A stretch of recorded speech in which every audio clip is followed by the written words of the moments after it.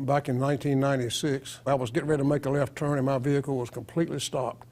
And I could see in the rearview mirror a car coming toward me real fast, and it didn't slow down, it just hit me. And he was doing about 40 miles an hour. His car wasn't hurt, and my car wasn't hurt, and I didn't feel anything. And so we shook hands and congratulated each other on not having any problems and left.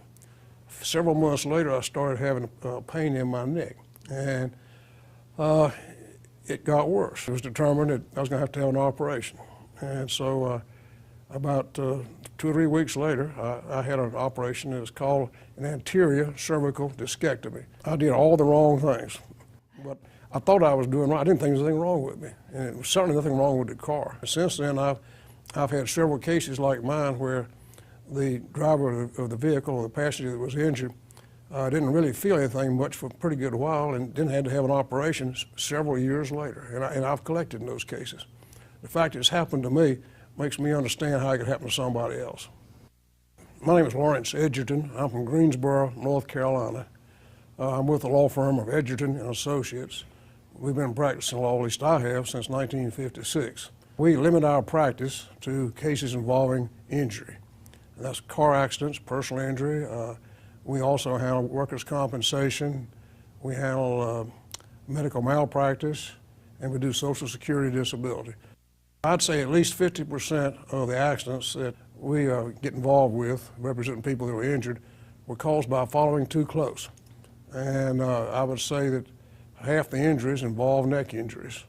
One of the most frequently asked questions, I think, about following too close is, what do you do when somebody is following you too close? Well, what you don't do is tap your brake light. You should slow down, you should encourage them to pass. If all else fails, you can push your emergency blinker light. And when you do that, and you shouldn't do it except as a last resort. But when you do that, people respect that, and they don't know if somebody's having a baby in your car or just what, but they generally back way away. I've written a book about it. It's called Don't Follow Too Close. And if you will call my office, they will send you a copy or tell you how to get one, or you can get on the internet and turn to the section on Don't Follow Too Close, and you can download it. MRSA is an infection that you catch either in a hospital or in the community, most generally in the hospital. It's a very serious situation. It's spread out all across the United States, and it's in virtually every hospital.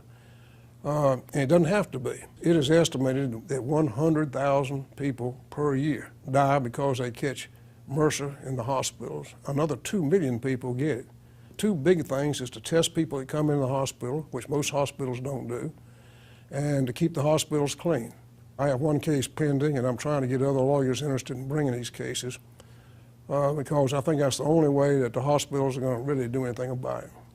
As far as I know, I'm the only lawyer that actively plays a harmonica around clients. But when we started advertising on television, I played it on television a time or two, and people seemed to like it, at least some people.